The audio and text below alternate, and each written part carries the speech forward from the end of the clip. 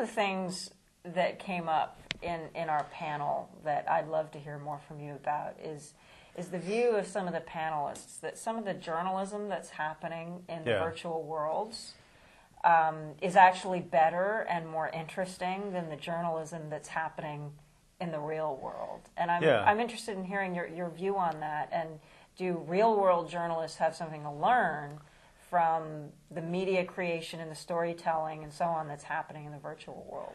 I definitely think so. I think what a lot of the people who are writing in the virtual world space or writing about games are doing is they are finding patterns or archetypes that are directly relevant to the real world, and they're constructing a narrative around that based on the gameplay. If it's a game or if it's in a virtual world, you see a pattern of aspects of the human condition and kind of the to and fro and the conflicts that happen in the real world playing out, but in a much more essentialized, clear form, because there's a less of the kind of muddy complications that, because it is sort of an abstract medium, that so you can write about that, and that does enable you to write some pretty powerful journalism that you can do on occasion with other, like in straight ahead journalism, but it takes a lot of legwork, takes a lot of time,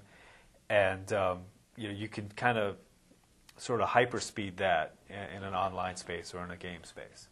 Do you think that's also because it's perhaps more genuine and more direct and perhaps more honest in a way and less constrained by certain conventions, or by editors' demands or something? I mean, there's in real-world journalism, there's this whole feeling, especially these days, that the journalists may be a bit too constrained by certain formats that are no longer, that have kind of become artificial over time and are kind of preventing them from being genuine and transparent about what they're doing. Yeah, that could be just the medium itself. Working in TV or even newspapers, you just have a certain amount of words or time that you can get any story across, and that in itself affects the story generally negatively, where game writing, because it's so intrinsically linked to computers and on the web, and especially blogging now, that you have the time to write a story and write it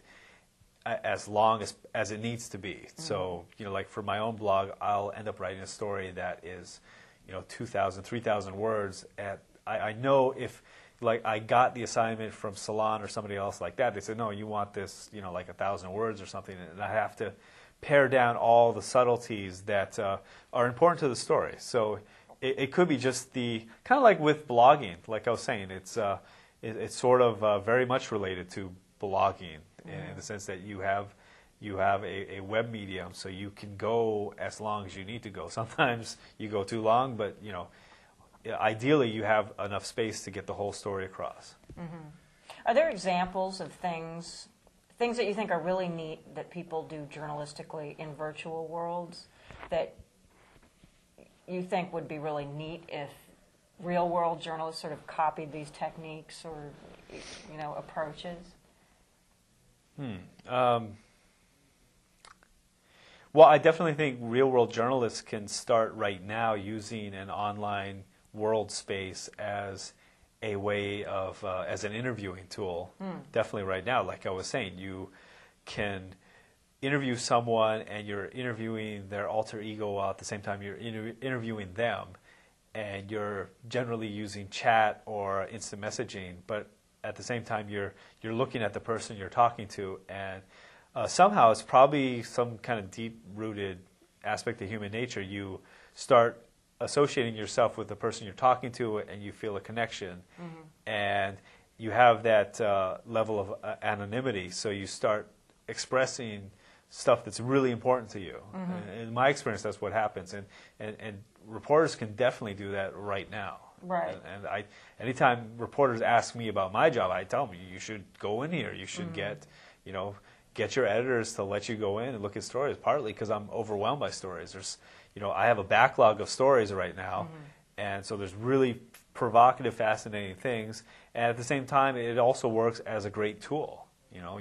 You are literally in an online world talking with people everywhere in the world, in every occupation, every condition, and just that as a resource is amazingly powerful. Yeah, that's really interesting because now journalists are starting to follow blogs, hang out in chat rooms, hang out on IRC channels as a way to get story ideas and find people to interview, or just to go to a place to talk to people, using IM and Skype to interview people far away. And it sort of makes sense that right now, I mean, sometimes I might interview somebody by saying, oh, let's arrange a time to do IM, or let's arrange a time to talk on Skype.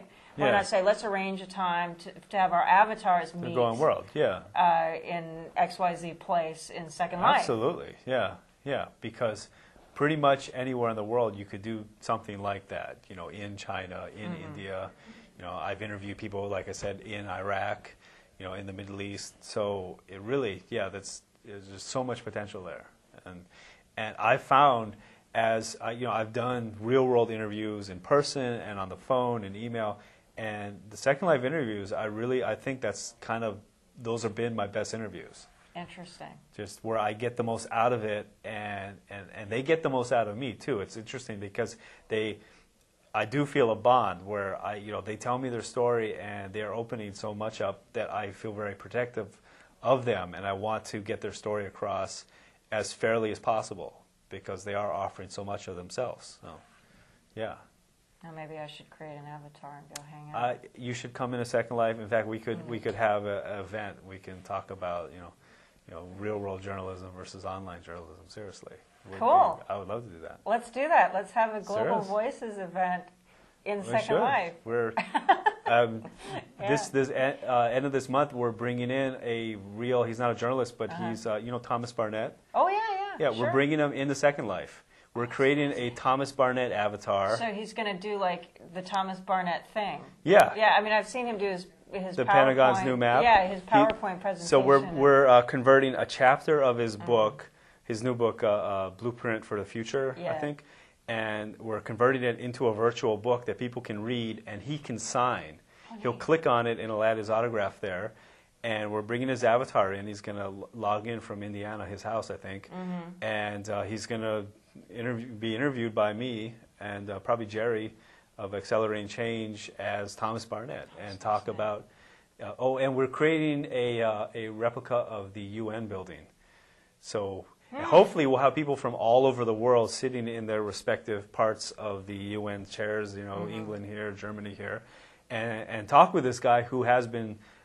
incredibly influential, shaping kind of foreign policy both for Democrats and Republicans, and ask him questions. I mean, really, this is probably the only place where you could have people all over the world get a chance to talk to someone at the heart of power. I know, people worldwide are sort of perplexed and fascinated by what America does, and this is a guy who's worked for Don Rumsfeld and briefed John Kerry, and they can actually talk to him and say, okay, what's the deal? I don't get it, and he'll give his classic AV multimedia presentation in World. We'll translate it, and then you get to talk to him in person. So we should have a bloggers conference. You should please. I would totally invite you to come because we're hoping to bring as many actual journalists in as well because. Should show it as a forum for this, and I think it'll be pretty fascinating. That sounds like fun. I'm there. All right.